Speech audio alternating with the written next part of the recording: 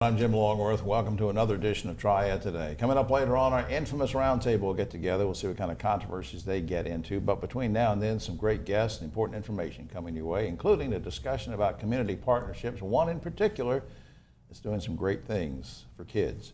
We'll also tell you about job training opportunities and much more. But first, we're going to start off talking about a big event that's coming up pretty soon. Women to Women Luncheon. And we're going to have two special guests with us right now to talk about it.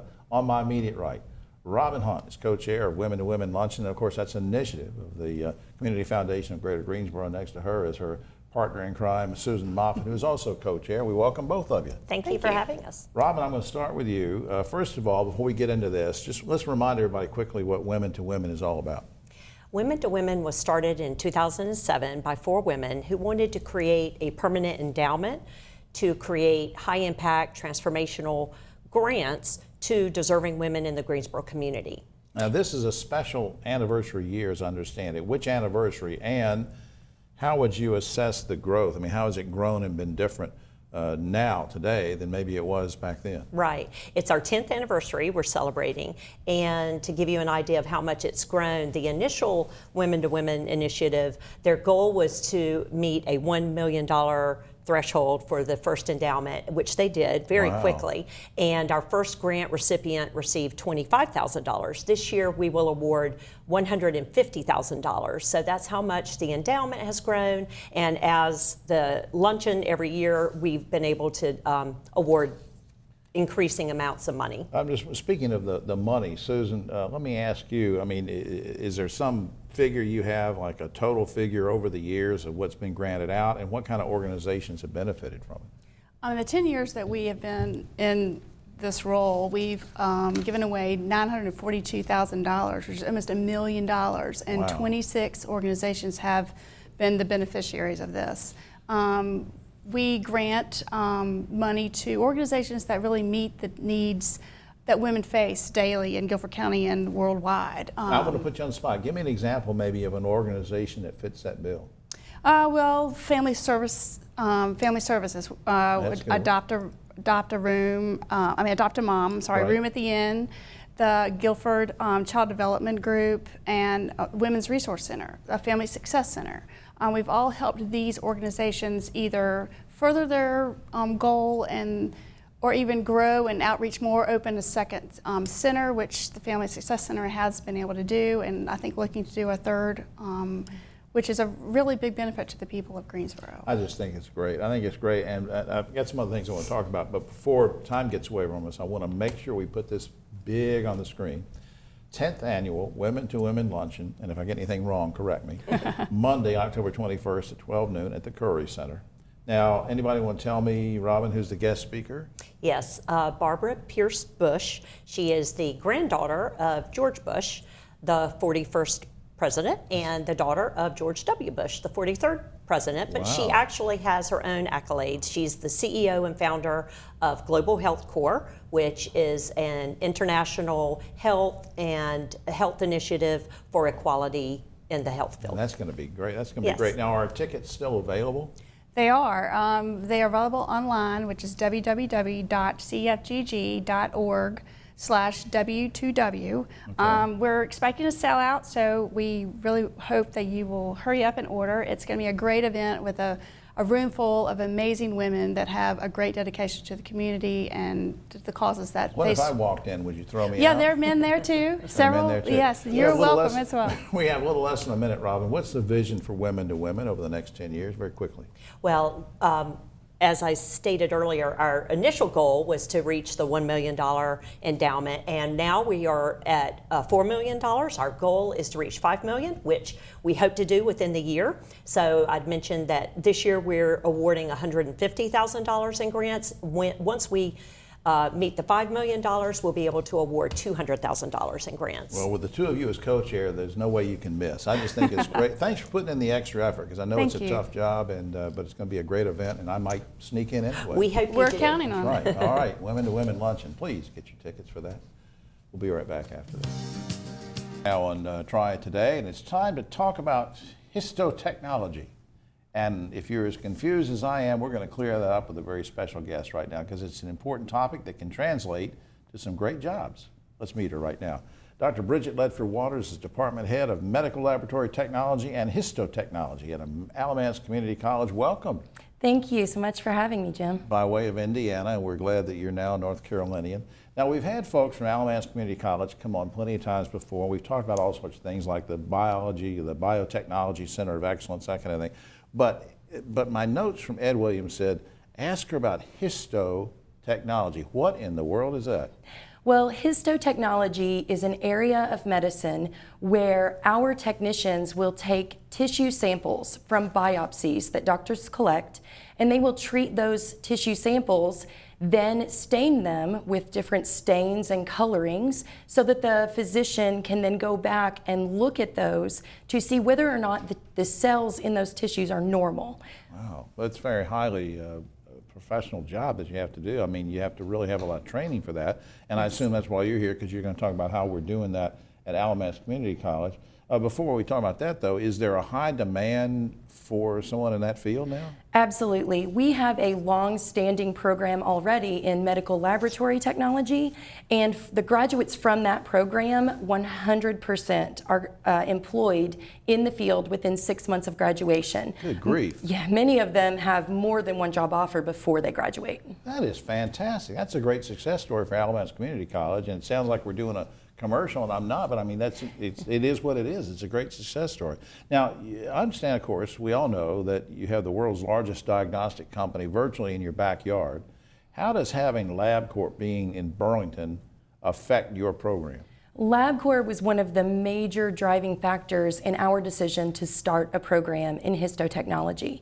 They already do employ many of our medical laboratory graduates, but they have an immense need for histotechnologists specifically. At LabCorp. At LabCorp. And so now that we've started that program, we expect that many of our graduates will find lucrative careers there. Well, what kind of folks gravitate to work in the medical lab field? I mean, probably not somebody 100 years old like me, but what kind of folks gravitate to it? Normally, our students gravitate towards science and medicine. Many of them have worked in other areas of the medical field, such as nursing, or they work as phlebotomists drawing blood samples, but they want to kind of take a step behind closed doors and work behind the scenes to help diagnose and help improve the lives of the patients that are seen every day. Now, I don't want to sound greedy or anything, but if I'm interested in this, what if I ask you, gee, are there good salaries involved in this kind of career? Absolutely, Jim. Entry-level salaries for histotechnology can range anywhere from $35,000 to $45,000 a year and upward. That's great. Now, is it too late to enroll in your program for 2020? It is not too late. We enroll for our program in every semester, and right now we are enrolling for spring semester at ACC. I want to put up some information on screen. So it's a general website for the college, alamancecc.edu. For our radio listening audience, I'll say it again, alamancecc.edu. We'll get you all sorts of information. We have about a minute left, and I'm going to put you on the spot. We didn't rehearse this or anything, but what made you want to go into this field, and why did you want to do it? Well, I was 12 years old, and I entered a science fair, and I decided I was going to do my project on the HIV virus. It was new to the world of medicine way back then. Right. And once I started looking into that, I realized, well, there are doctors, but there are these other people that are actually taking patient samples, and they know before the doctor knows if a person has an infection. What the results are. Yeah. Well, bless your heart. I just think that's great. That's a great motivation. Well, will you come back sometime and visit with us? Absolutely. Thank you, Jim. All right. Thanks, Bridget. We'll be right back after this. All right, today I can't think of anything better than helping folks get ready to have a career and get a job. And we have three very special guests who are going to talk about that very thing, about something called Ability Services, courtesy of the good folks at Goodwill Industries of Northwest North Carolina. On my immediate right, Monique Wagner is, of course, Ability Service Coordinator for Goodwill Industries of Northwest North Carolina, while next to her, Carol Soule is a job coach and employment specialist. They wear a lot of hats. They do a lot of great work. And they brought a special guest with them. Derek Davis is an Ability Services participant, and we welcome all three of you. Good to see you. Thank you. I'm going to start with Monique. Tell me about the Ability Services program very briefly. What is it? Somebody doesn't know. For someone who doesn't know, Ability Services is a program that helps people with physical and mental disabilities find employment. We offer job placement. We offer vocational evaluations to help them to determine their job goals. Ultimately, the successful placement is employment. Now, what are the requirements for participating in the program? Are there any specific things, conditions and requirements somebody has to meet for being in the program? The requirements for the program, you have to be 18 and up. You Okay. have to have a documented disability. We have info sessions every Monday at 10 o'clock. That will be the first step into the program where you get an introduction about the services we offer. Okay, and we'll give a website in just a little while. People can get some more information too. Now, Carol, what is your role as a job coach? What does that mean? As a job coach, I make a plan with the participant, a plan that will lead to job retention. I also network with businesses and to see what will be the best match with the employer and the participant as well. That's great work that you do, Carol. I mean, but it's kind of tough. I mean, it's everybody's different, and you're just trying to. I guess the challenge is trying to fit that person to something that they really love Yes. too, right? That's correct. But having that conversation with them, individual, getting to know them, and seeing what their experience is and what they like and their education, we develop a plan in which we can, focus on goals to lead to that job placement. Derek, what's sort of describe what your experience has been like going through Ability Service Program? Well, first coming into the program, I wasn't sure, but as the process went by, the knowledge and tools that I was given made it be a very, very, very, very good learning experience for me. Right. And would you advise, I guess, I don't want to put words in your mouth, but if somebody came up to you on the street and said, is this something I should consider? I mean, what do you tell them about it? I would most definitely tell them to move forward. This is a very, very helpful program. It's a game changer, and it gives you the skills and the confidence you need to get a job. Yeah. What do you like to do? Well, I'm a stock person. I like to stock. I like to, I'm a cook. I like to. You're a jack of all trades, Yes, so sir, you're pretty ready much, to get pretty the much, extra skills pretty and much. get right to it. Pretty Carol, much. Monique, it doesn't matter who answers, maybe both of you very quickly can answer this. So I'll ask each of you. Do you feel that the program is making a difference? Monique, you start. It's definitely making a difference in the impact of our clients we serve. As Derek mentioned, you come in and you are a little skeptical about the program, but by the end of it, everything that we've helped you prepare for will make you successful on the job. All right, and Carol? Well, the impact I have seen mostly has been also with employers.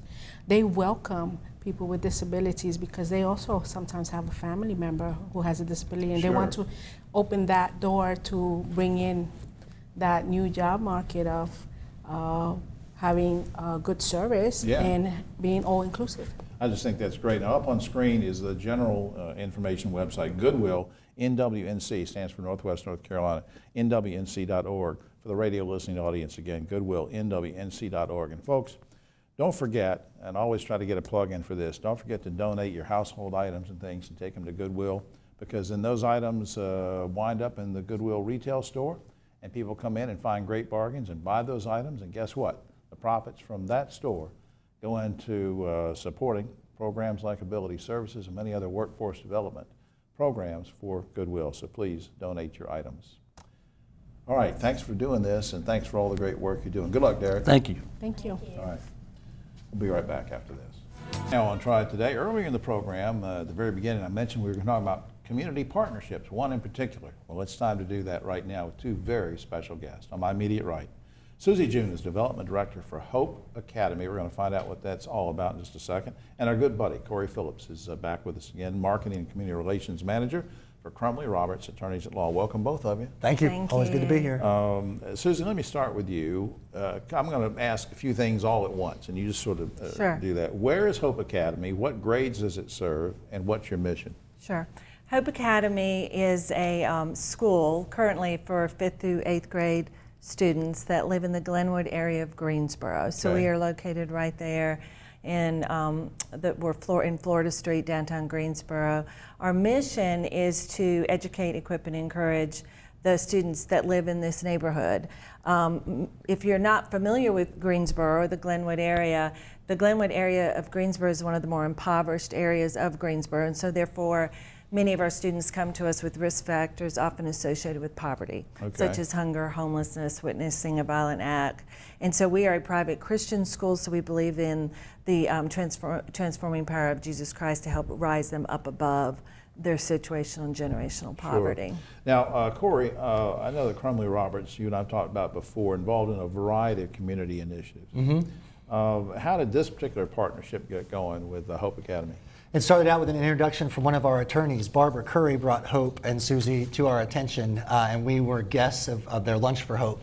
And our headquarters in Greensboro is right down the street. So we walked the block and had a wonderful lunch with them. And when I say with them, I mean everybody in the school. So well, you mentioned lunch, didn't you? Am I imagining this? Didn't you help with the fundraising for the cafeteria? That's exactly right. So part of that connection ties into our commitment to stand up for folks. And as Susie just gave the laundry list of what these children have to endure each morning to get to school, we wanted to stand up for them. And through our Kimberly S. Roberts Servant's Heart Spirit Award, we awarded a $5,000 grant to the school, which we're thrilled is a part of them opening their first ever cafeteria. Wow. And then sort of that morphed into another project, because it wasn't like a one-off for you guys. I mean, you stayed with it and really support the Academy. And you told me a few weeks ago that you're getting some bikes together or something? That's right. So one of the great things about Crumley Roberts is Kim and Chris's vision to be not just a company in a community, we are a company of the communities in which we serve. And there was a need there, and working through other servant leaders in the community, we were able to collect 60 bicycles that will go to the students of Hope Academy alongside of Susie's direction and Josh, who is their head of school. And so we're really thrilled that at the end of this month, we're going to work together on their campus.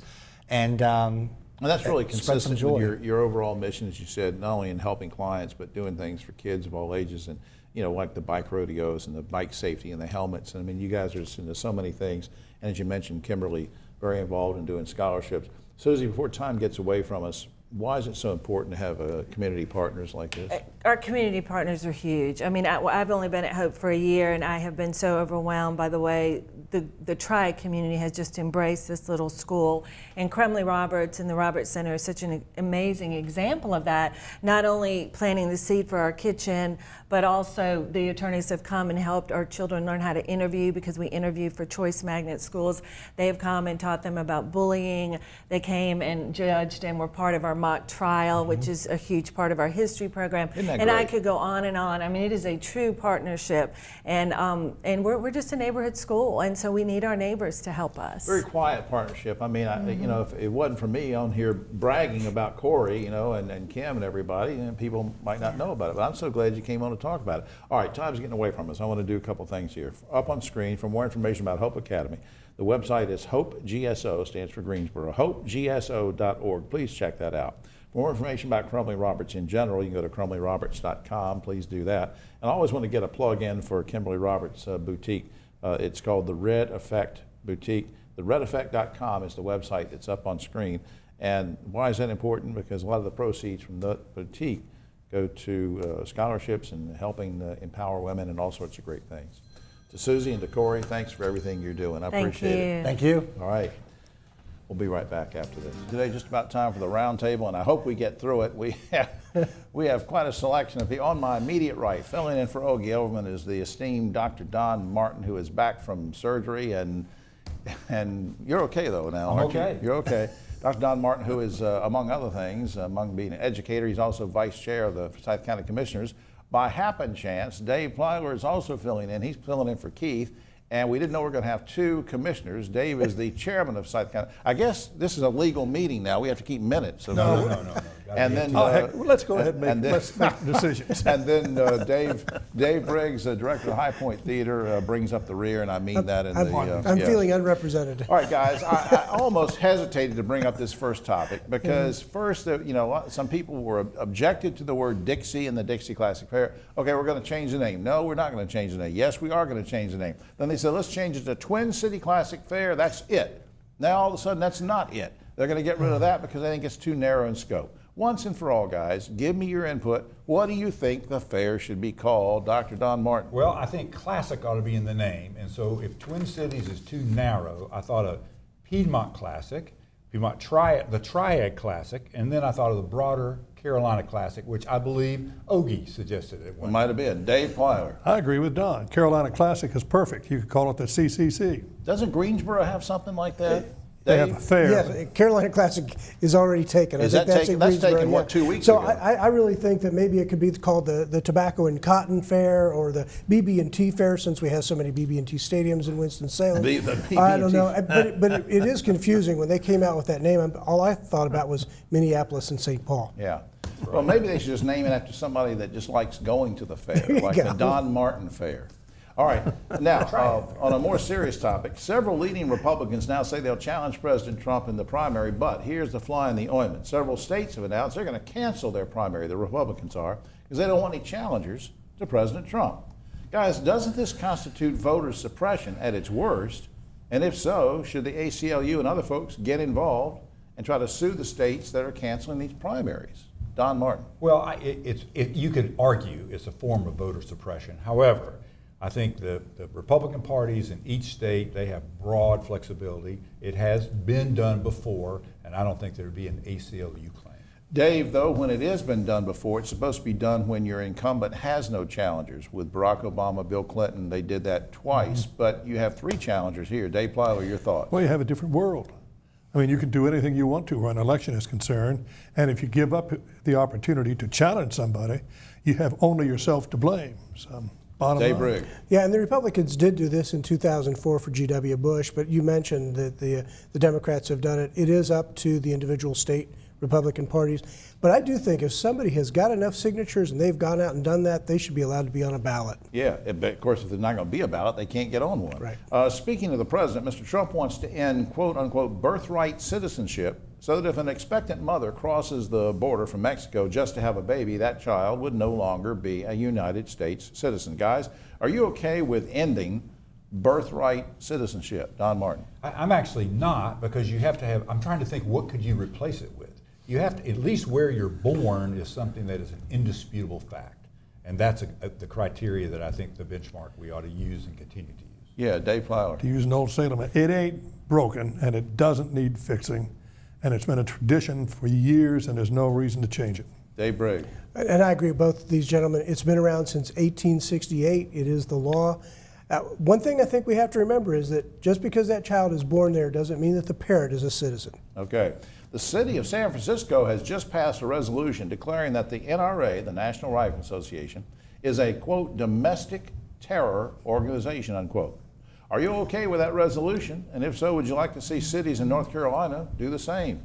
Don Martin. Well, I think using that language is a big overreach for the National Rifle Association. However, but I'm not in favor of cities trying to imitate that. Dave Plyler. I think San Francisco is trying to respond to people who say, why don't you just do something? And nobody's doing anything that I know of. Walmart is. Yeah, Walmart is, yeah. That's right. Dave Brigg. I think it's ridiculous. It's just another one of those California groups doing weird things. All right, speaking of new laws, the state of Vermont has agreed to pay $10,000 to anyone who is employed by an out-of-state company but works at home in Vermont.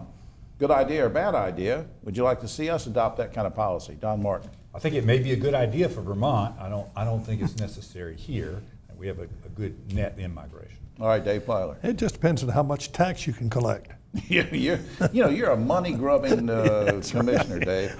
Dave Briggs. Dave's absolutely right. It's based on the tax base, and Vermont needs a bigger tax base, so they need more people in that state working. I've even had people refer to Vermont as a foreign country. I lived in Louisiana. It was. All right, finally, guys, the Cadbury Candy Company is still catching flack for creating a new candy bar, which includes dark, white, and blended chocolate into one candy bar because they call it the Diversity Bar. Is this the dumbest example of political correctness you've ever heard? And would you buy a diversity bar? Don Martin. I would certainly not buy it because it's called a diversity bar.